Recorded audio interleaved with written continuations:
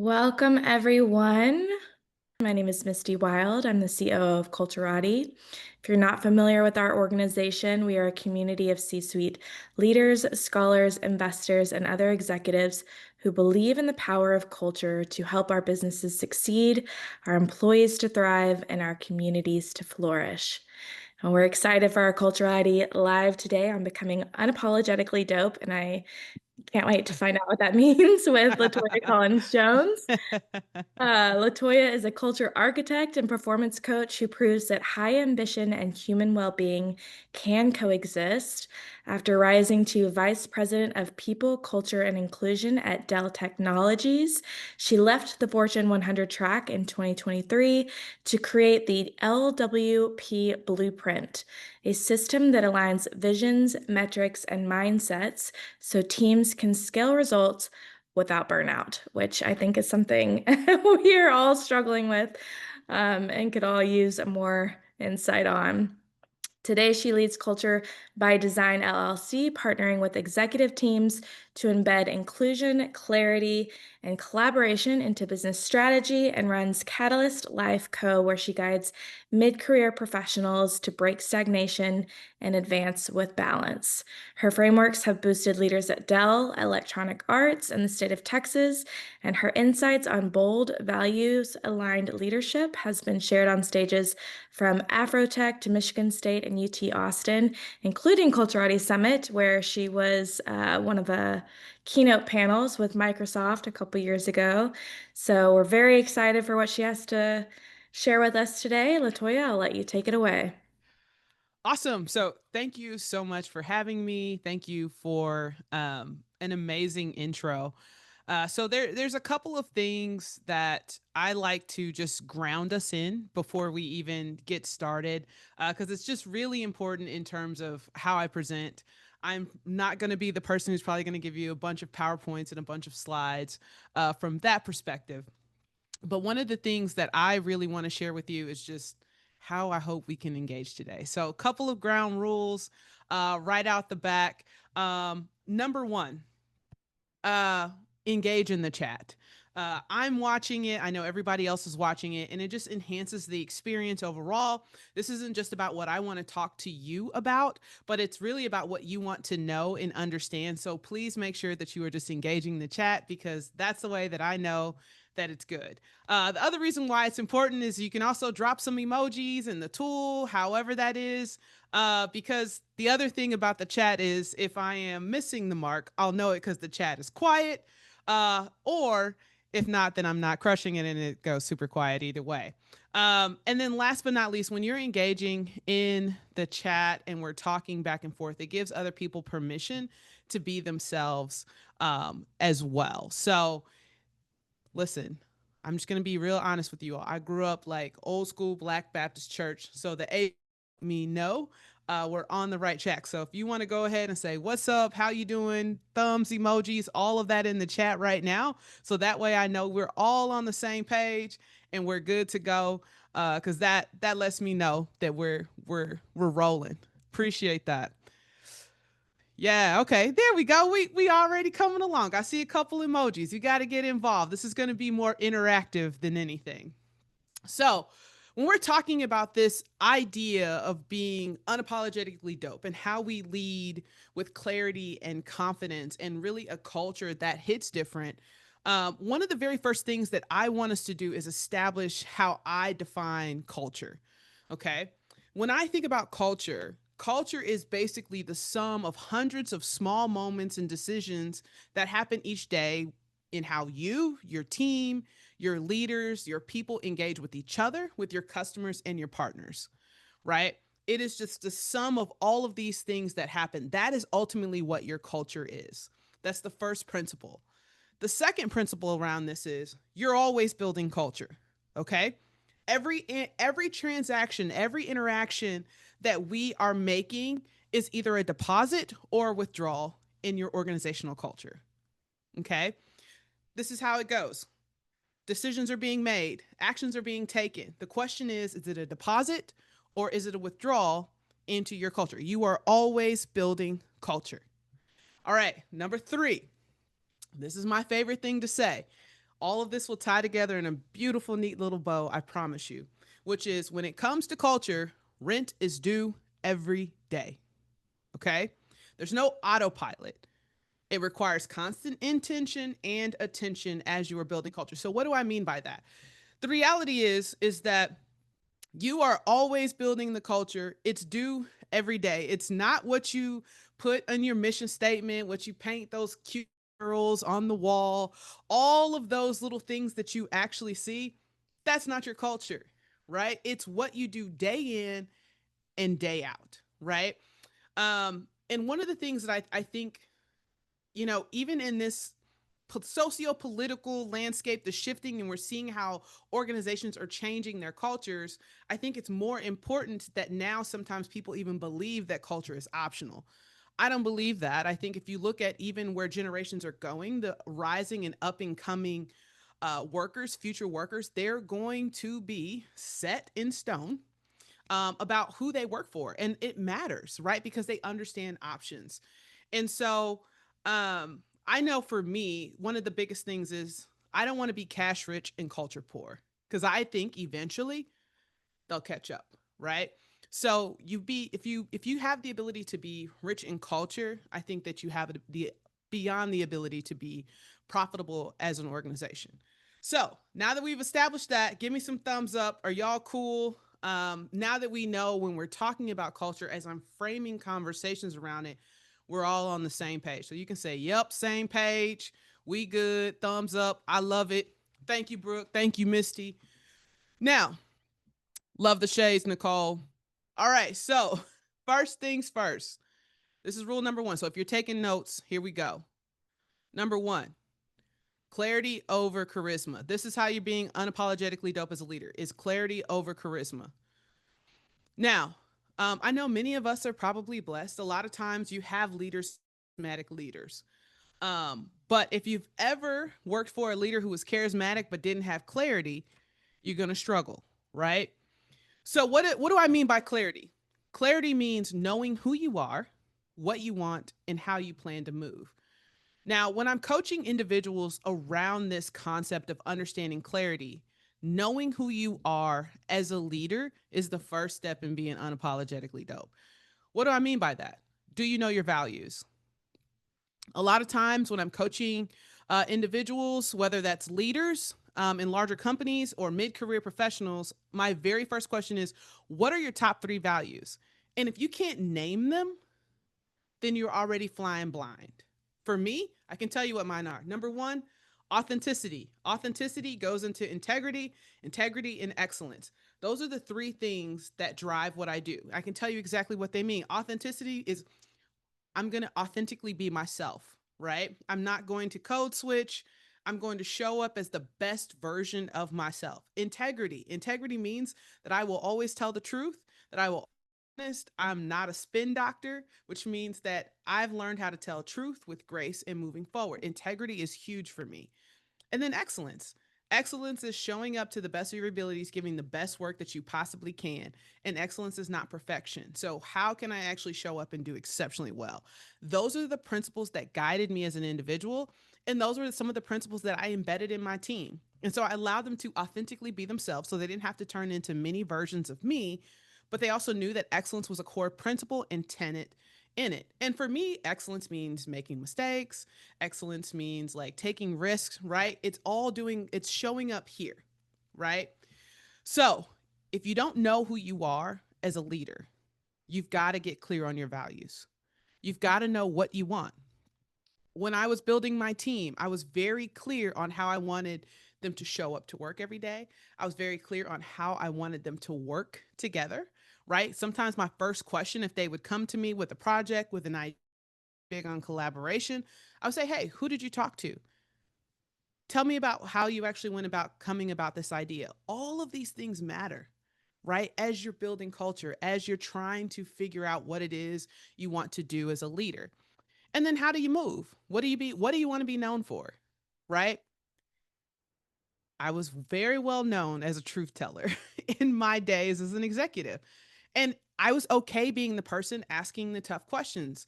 And I was the person who was okay with spending social capital to ensure that people always remain first. I had a saying, people first and always.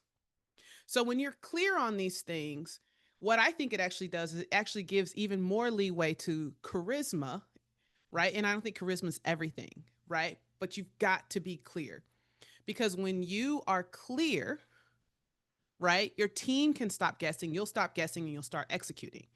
And the other thing that I love to say is clarity is kindness. Clarity is kindness. So when I think about who I am as a leader, as a principal that I have, when I say people first and always, that is my team, and that was my stakeholders, and that was my customers. I never lose sight of the people. And so because of that, clarity is kindness. Be very, very clear, right? So these are some of the things that I think about as a leader. So that's number one. Hope we're good. I'm hoping I get some head nods, some yeses, some I like that in the chat that lets me know once again, like we're going, we're rolling, right? So when you think about this as a leader, when you think about how you show up, and this is not just for leaders, because I truly believe whether you have a team under you or not, you are a leader, right? Whether there are people under you or not, you're a leader. A title doesn't make you a leader, right? Hope we're on the same page. Bet. Now that we know that there's clarity over charisma, the second thing is it is so true. Now that you know who you are, the goal is taking aligned action over perfect timing. Now, you don't need to wait for the perfect moment, okay? When we think about this, the most powerful move that you can make is one that you actually make. And it's made from alignment and not from anxiety, right? So when we think about this, a lot of times, how often do you stack everything up, right? You're getting ready to make a decision, you stack it up, and then you find yourself overthinking, or you're hesitating, um, or you're doubling back. You're trying to play out every single possible scenario. For me, as competitive as I am, y'all, I was raised by a Marine. People like that, I love it, because I'm always going to have a competitive advantage. Because if I have enough things lined up, I typically will go. I'll just say, all right, it's time to roll. And then I'm going to take action. And so my ability to take aligned action with who I am, where I want to go, what my team is moving towards faster than people who wait for perfect timing allows me to move so much faster in my career. It allowed my team to move faster. So you've got to think about taking aligned action, right? How do you get better at taking aligned action? Alignment is when your values, your decisions, and your actions are all in sync. That's what alignment is. Goes back to values. How are your values? Your values drive your decisions drive your actions, right?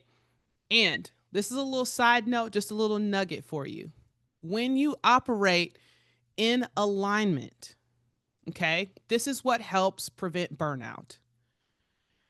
Oftentimes when I felt burned out in a role or in a job, an organization, it is likely because I have made these micro compromises to my values, which ultimately started to alter my decisions.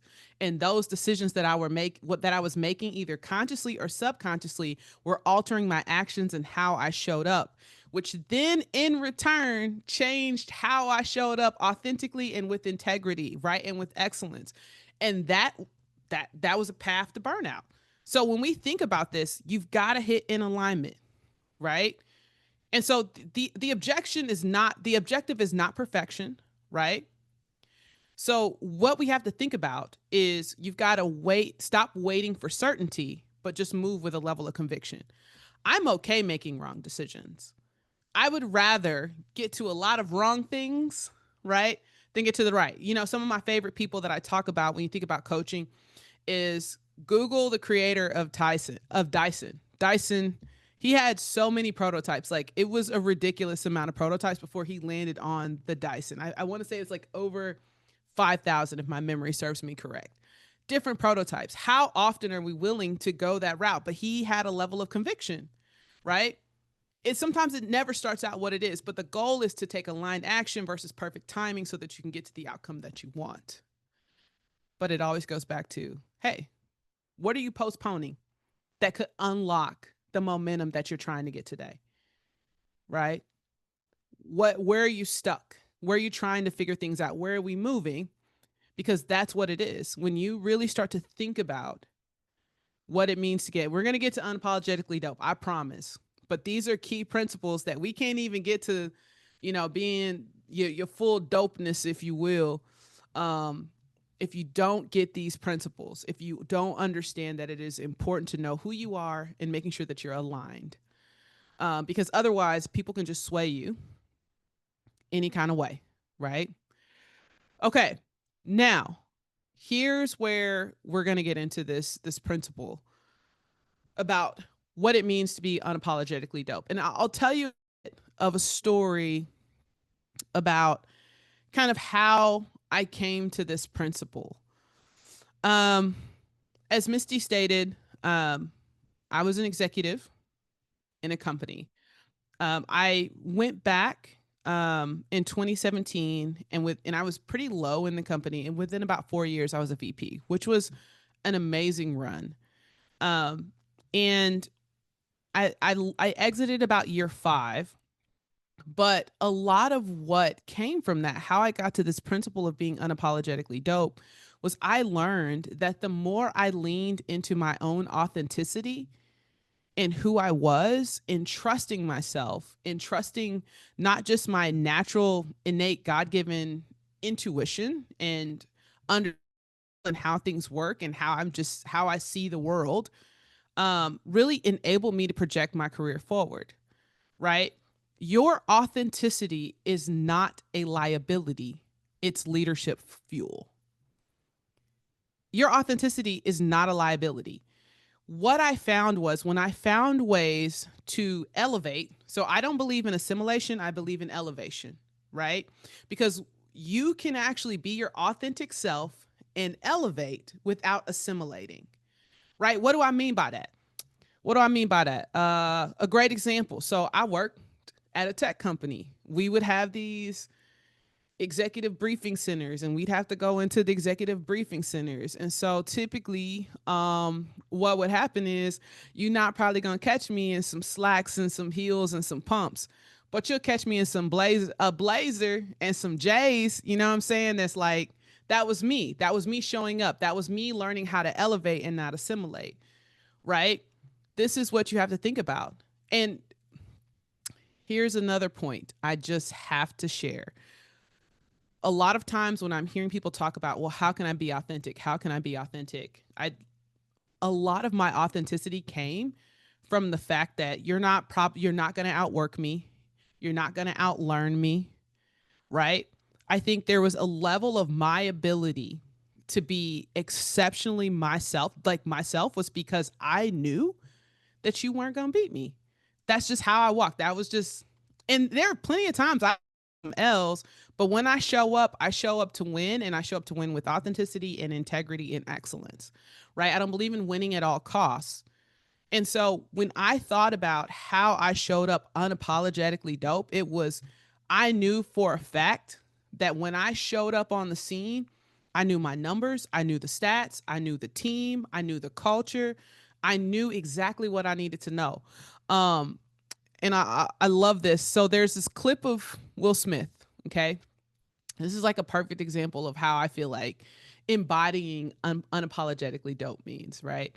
So there's a clip of Will Smith and he's being interviewed. It's an old interview, and he said, "Here's what happens: if you put me on a treadmill and you on a treadmill, two things will happen. Either you're gonna quit, or I'm gonna die." And I know that that sounds like crazy, but that's the mentality that I had. Like, I won't be outworked. I think a lot of times we want the status without the work. The work is knowing your values. Your work is knowing who you are. The work is knowing what you want your team to look and sound and feel like, right? You know the missing pieces. When I'm building a team, I knew exactly who I wanted. If I needed a utility player, what that utility player, what those skills needed to have. I knew what transferable skills I could come over. Sometimes the people I pulled in, the best workers on my team, came from the business. They didn't come from HR, right? You've got to know all of these things, right? So when you're getting to a point where you're saying, all right, I want to go all in. I want to know what this dopeness looks like. I want to be able to show up. This is how you do that, right? And so the other thing when we think about unapologetically dope is we don't need perfect leaders. We need real ones. I think even more so now when we think about how we can help people be their best version of themselves, we need real leaders. We need real leaders to say, "Hey, at the end of the day, I had a rough day," or "I apologize," or "I'm cutting the mark." These are all parts of the puzzle. I'll give you honestly, I'll just give you guys a real transparent example because I think once again, I'm authentic. Um at the beginning of June, my mother-in-law passed away, and it put our lives in quite a whirlwind, as you can imagine, over the last 3 weeks. And so when I'm thinking about, it's like I knew I had to do this talk, and so I had to think about how could I show up as my best version of myself in this season, in this time, which means one, I'm not a big slide person, but I'm probably not gonna have a ton of slides for y'all. And that's okay. I know my stuff. I know my material. I'm well read. I know exactly what it is I want to talk about. But at the same time, I also know that that's the authentic version of who I am. I'm giving you all the best version. And so a lot of times people have to see who you are as people. I think my humanity is what made me an unapologetically dope leader. There would be times where I'm like, okay, hey, and this doesn't mean like telling all your business in the streets. That's not what I'm saying. This is not Oprah episode. What I'm talking about is people need to see your humanity, right? They need to see you as a leader. They need to see your heart as what it is that they are, that you are actually for them, right? That is such a big key piece of the puzzle, right? And so when you show up unapologetically dope, you are giving other people permission to do the same, right? You're giving other people permission to do the same. You're giving other people permission to speak up, to explore. Like, you know, one of the things that I think about, we build culture as leaders as we are leaning into who we are, right? As leaders, as professionals, as CEOs. Um, you know, a lot of times people talk about innovation, right? That's a big one. Everybody's like, I want to be innovative. People want to be innovative, but then they don't celebrate failure, right? We only celebrate the wins, we don't celebrate the losses. And so what you do is you undercut the innovation in your organization because people are afraid to fail publicly. They're not willing to try, right? This is this is a big thing, right? How do you actually build up the risk tolerance in your organization? Right? These are things that we think about. So let's talk about being dope. Okay. Um, I'm going to drop this in here for y'all because I want y'all to make sure that you have it. And then we're going to talk about this. And then I want to open up for Q&A because I think it's important to get as many questions answered as possible. All right. So this is what it means to be dope. Number one, direction, lead with clarity. We've already covered that, right? You've got to lead with clarity, clarity in who you are, how you want to show up, right? How you want your team to look and feel. What is your organization like?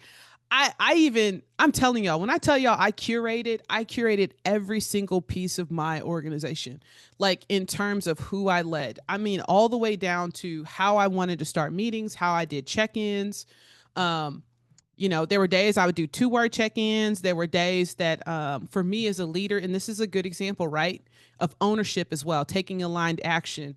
But, every team meeting, I had a team meeting every Tuesday across all of these different regions. Some days, depending on what we had to cover, I did a 2-word check-in. They were allowed to give me 2 words.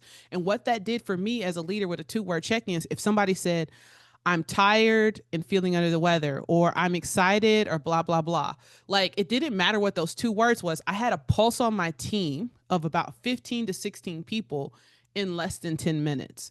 And I was able to go in after that call and understand who I needed to check in with, who I needed to check on. Why were they excited? What were they working on? What were they frustrated about? Right? Because I led with a level of clarity, right? When somebody came to my team and they were working on something and I tell them, hey, this is great, nice try, not exactly what I'm looking for, and I would send them back to do it, it's okay. There's no hard feelings. They don't get upset because rent on my culture. So that if I ever had to make a withdrawal, if I ever had to have a tough conversation, I was not culturally bankrupt with my team. This is what that looks like. So when you think about direction, leading with clarity, ownership, taking aligned action, it's not just going through the day. I'll tell you another great example of that is permission. Show up as your full self. That's P. Now, this one, I'll tell you, you have to give yourself permission. I think oftentimes people are looking outward for permission to be themselves. I don't hold the permission slip for Eugene to be himself, or Marcus, or Brooke. I don't hold the permission slip. They hold their permission slips.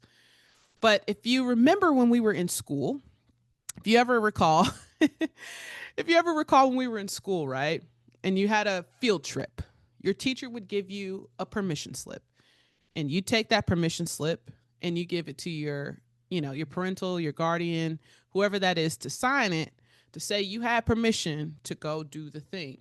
And then they sign it, you give it back to them, right?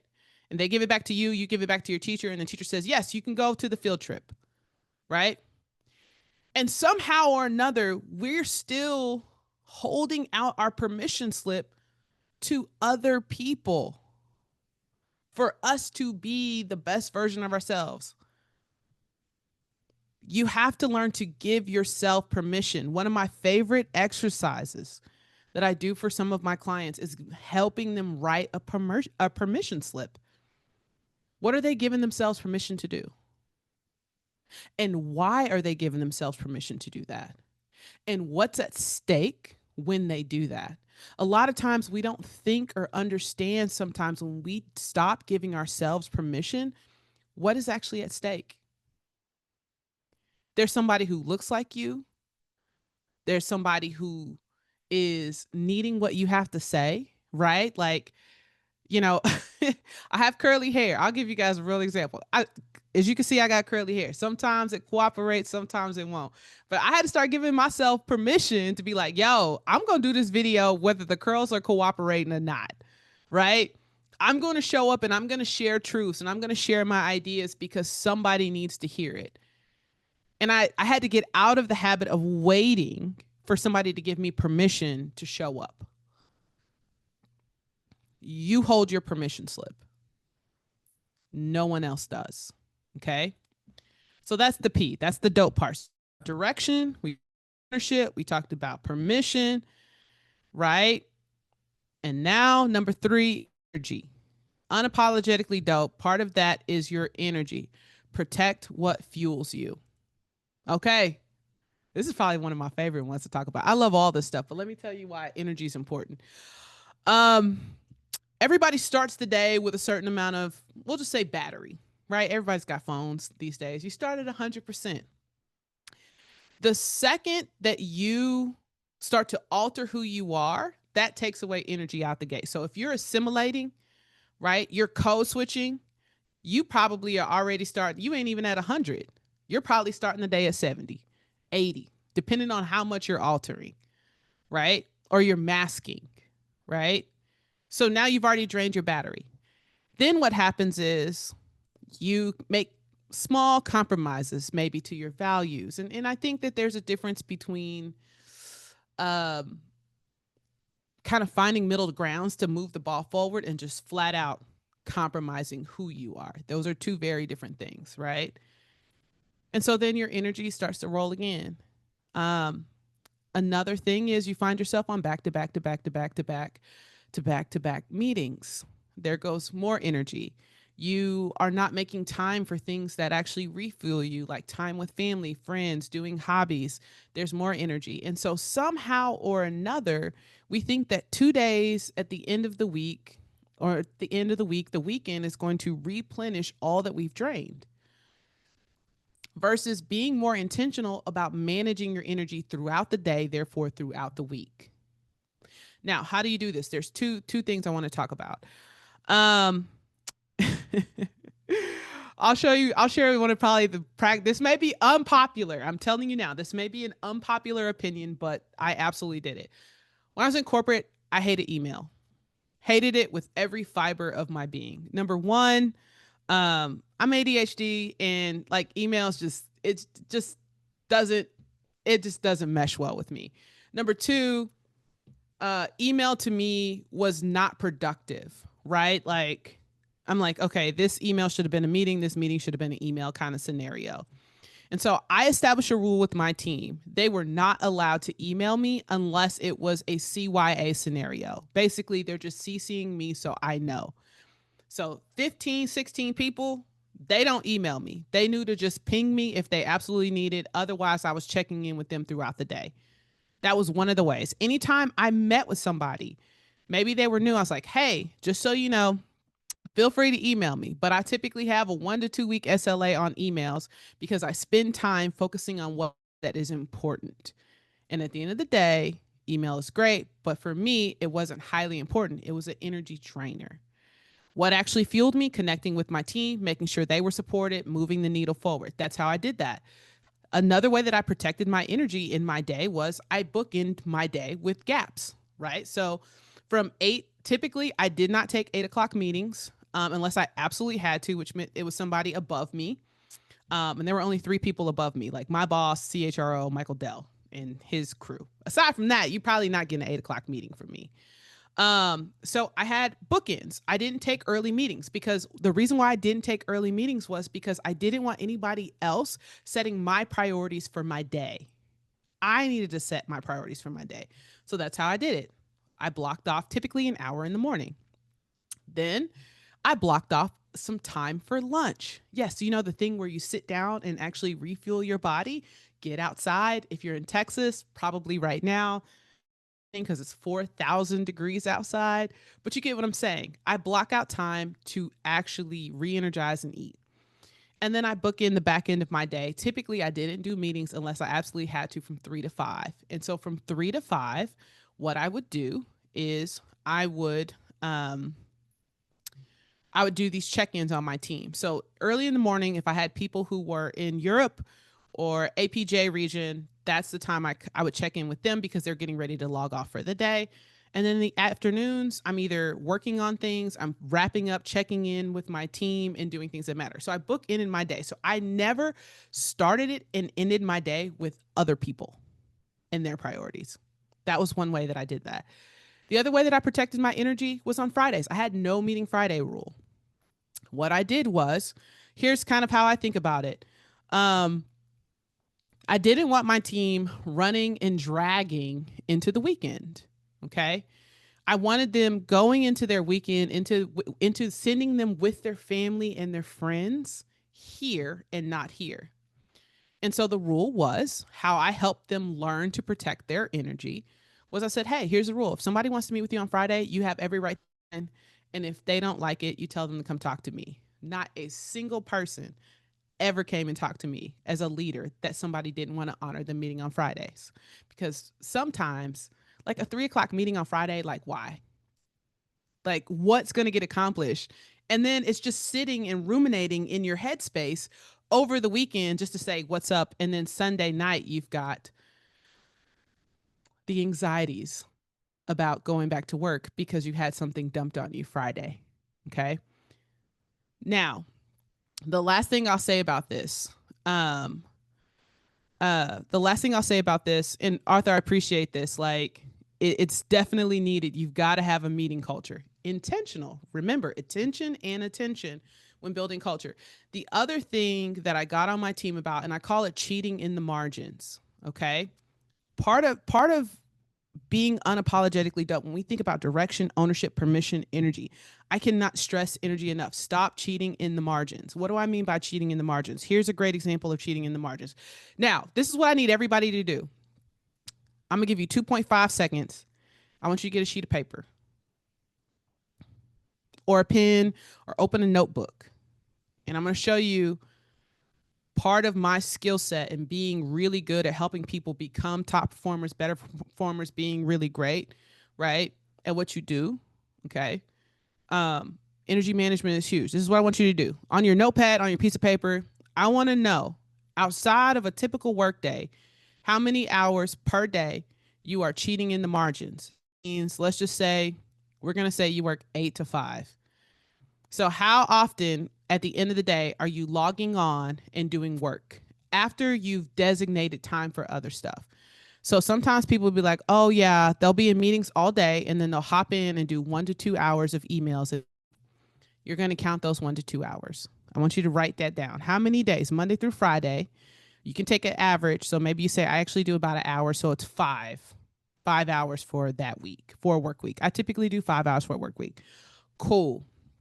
Now, I want you to think about the weekend. A lot of times I talk to people and they'll say, oh, I actually use Sunday evenings to start prepping for the week.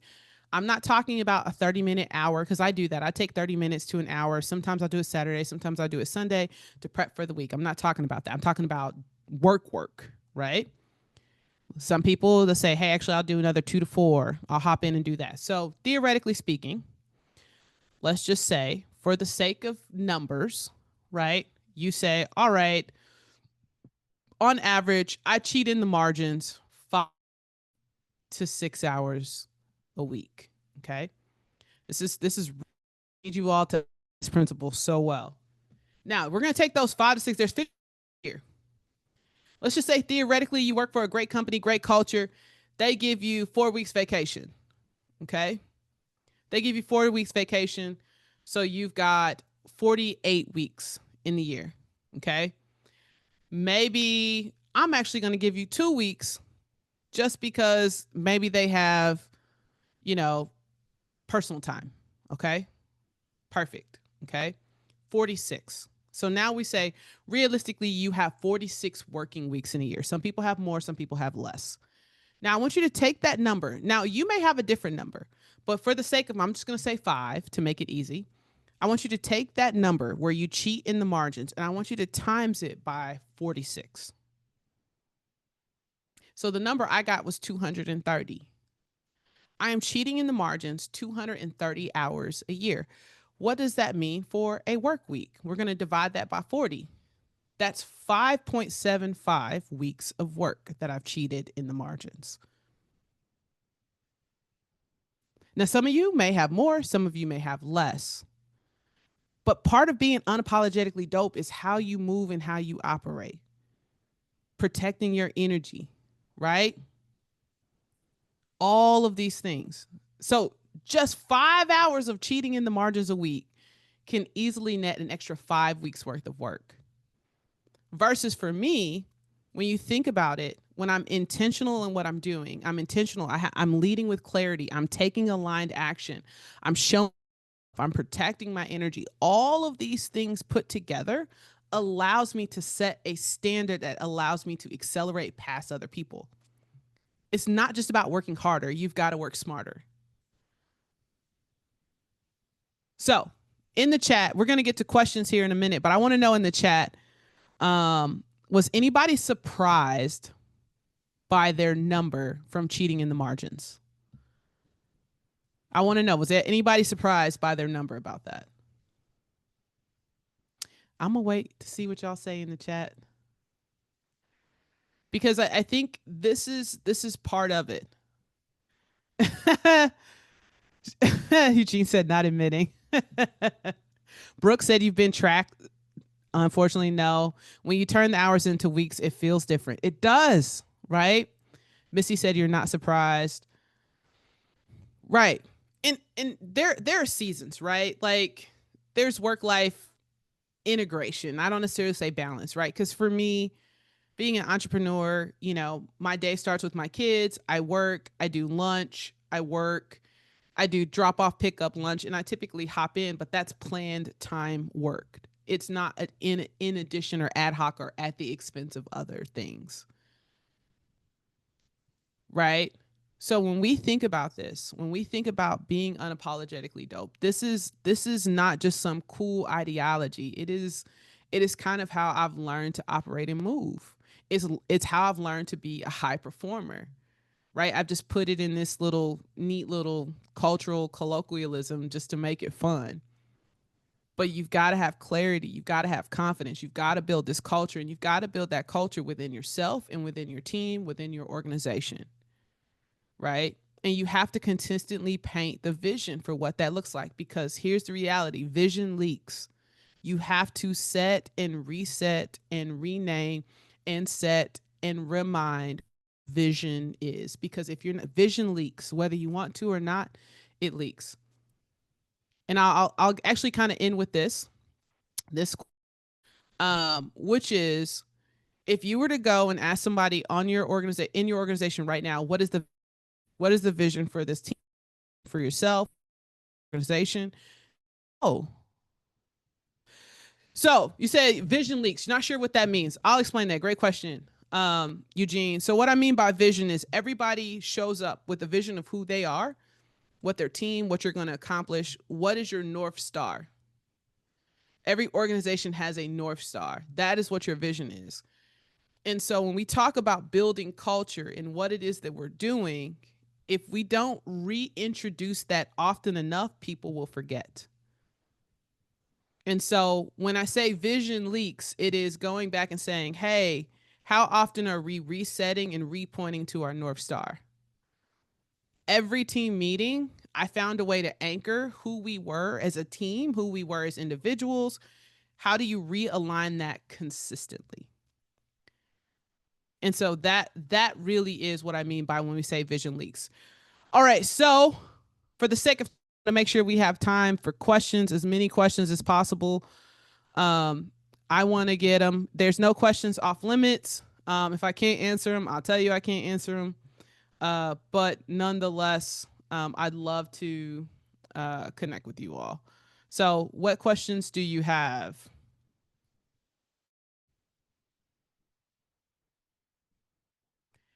Don't be shy.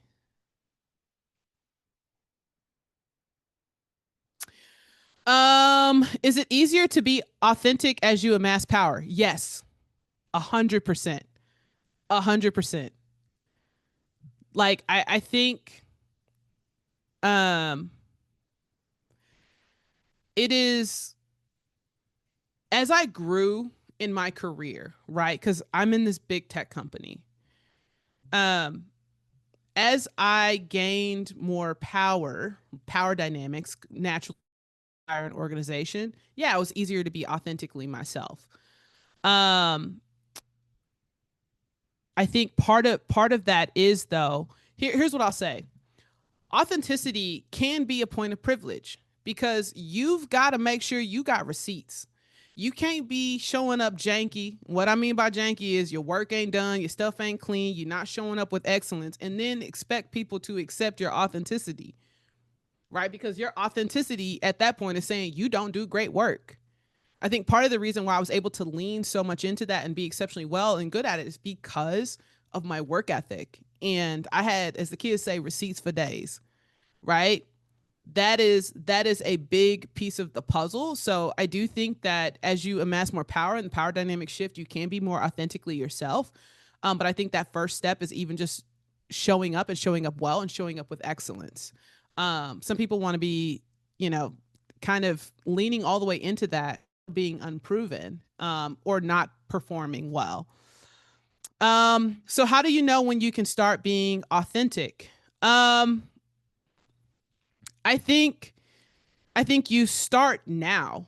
I think you start, one of the first ways that you can even start being authentic. I think you have to always lean into authenticity is, number one, knowing your values. How do you want to work? Who do you want to show up as? What do you want to be known as?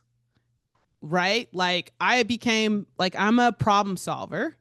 I'm a pseudo technologist, right? So I had certain things that I was well known for in my organization and even outside of that, right? Like I'm a strategic thinker. I like to problem solve. So all of these pieces of the puzzle, I think for me, for the question of like when can you start being authentic, I think now. And the very first thing is if you don't know your values, you just have to know yours. Um, and I hope it's okay. Actually, I'm gonna pull this up. So I built a custom GPT. I'm gonna share it with y'all. Um, and copy and paste it. I'll make sure that they get it. But this is a custom GPT that I built, and it actually helps you walk through your values and how you build them out. And I just want to share that with you all. Next question. How do people manage authenticity on the way up before they're in position to have a big influence on culture from their title? Great question, Brooke. So how do you manage authenticity on the way up? I think part of it is knowing your values and then showing your value. How do you tell your story? So one of the things that I often find when I'm coaching individuals who are trying to move their career forward is they don't have a value proposition for themselves. They don't know what they actually bring to the table. They don't have a running document of their wins and what that looks like. Being that I was in a very large organization, as you can imagine, the locus of control for standard was loose, is what I'll say. And because of that, I made sure that I had a way that I actually tracked what I needed to track uh, for what I could do and how I could perform on my way up, right? Because sometimes I think when you show your value and you show and you're leaning into how the organization is reaching their goals, I think that actually puts you in a better position to have influence. And the reality is, you have influence on the culture, whether you have the title or not, right? And there's a little bit of politics. I'm not a fan of bureaucracy and politics within organizations, but it happens and it is what it is. I think knowing how to move and operate within the scope of your organization also matters. So you've got to know, like, but being a part of being authentic, I'm going to keep saying it goes back to knowing what you bring to the table and know your strengths. I've taken probably several assessments, so I curated the mess out of my career, by the way. Like I knew exactly what roles I was going to take, when I was going to take them, why I was going to take them, how I was going to take them, who I needed to meet and know and understand, what I brought to the table, all of those things. Nobody saw me coming as a VP, but I did. Unapologetically dope, right? Hope that answered your question. Can I talk a little bit more about code switching? How much of yourself can you withhold at work? Perhaps in the name of political savvy before you start to lose authenticity. Ooh, great question. Great question, Marcus. So when I think about um code switching, I'll give you a good example because there's layers to code switching. For those of you all who don't know what code switching is when you start to alter, I think, the essence of who you are at the expense of assimilation, basically, to assimilate. So, a good example of that code switching, particularly, I'm going to talk for myself as a woman of color, is a form of code switching is some women will straighten their hair, they'll alter their hair. Some people will actually change their voice and how they actually talk and what they do, and they won't use cultural colloquialisms. And I think there's a very fine line between things being professional and code switching, right? So there's certain pieces of the puzzle with that. It's quite nuanced.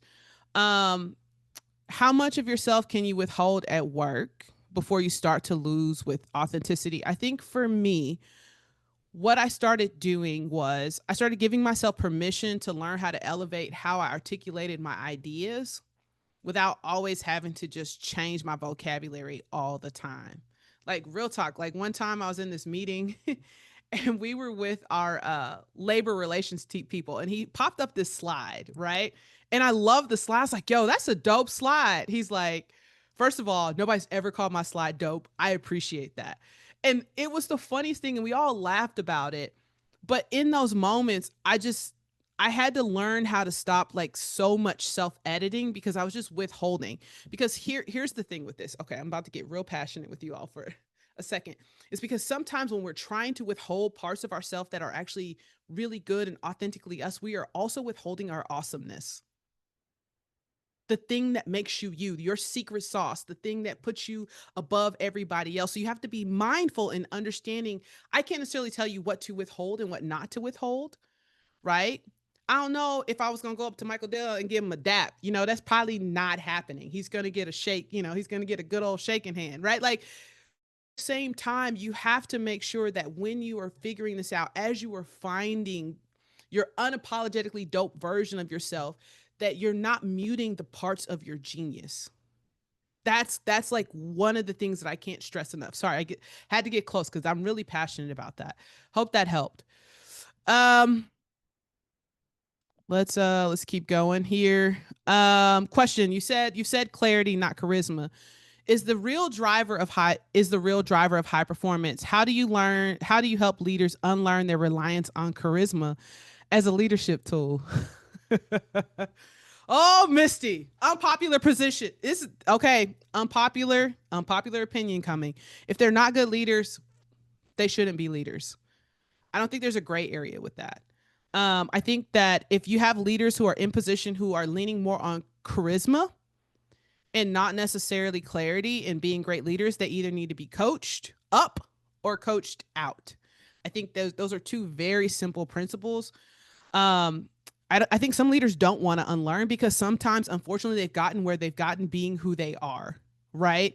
And so you've got to find what their appetite is for coachability, and then going from there and really showing them. So to really answer that question, I would say, you've got to understand that leader and understand who they are and are they actually coachable, and do you actually want them on the team and actually have a say in your culture, because your leaders are high culture builders, whether you want them to be or not. um what do you do if the organization where you work is not tolerant of letting people be authentic? I'm gonna be honest, leave. I don't know, Dan, that's a great question. A lot of times people don't want to make the tough decisions, right? A lot of people say I don't have a choice, but you do have a choice, Dan. So if you're in an organization where you work and they're not tolerant of letting people be authentic and you don't feel like you need to be authentic, I would say you probably need to start figuring out what your next plan of action is. And maybe you say, right now in this climate, I can't just jump ship. Okay, great. Who I'm on LinkedIn. What organizations do I want to work with? Who do I need to be building relationships with? How am I actually building my network so that I can get to a place that actually fits and aligns? I had a young lady that I coached. She was in an organization, felt like it wasn't a good fit, wasn't a good culture fit, didn't feel like she was able to be herself. We did some values work, we did some mission work, we got into the nitty gritty, got her a little bit out of, she was completely burned out, got her a little bit out of burnout so that she could show up to these interviews and crush it. And within maybe a month and a half, she was in another organization, great pay, like, right? You don't have to stay there. That's the thing. Like, you ultimately hold the key. So, Dan, the question back to you is, who has your permission slip? That's what I would roll with. Um, let's see. Um, it's